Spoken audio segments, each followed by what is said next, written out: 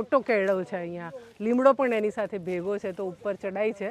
ગોળ દૂધી છે, આ દૂધી મેં પહેલી વાર જોઈ આવી. બાકી લાંબી દૂધી જોઈ, ગામ લોકો કહે છે કે આ અસલ દૂધી છે. ઓડિયા ગામ છે બનાસકાંઠાનું અને એની સ્મશાન ભૂમિ છે. 10,000 વૃક્ષો અહીંયા અમે ઉછેરી રહ્યા છે. એક મજાની દૂધી જોઈએ અહીંયા આગળ.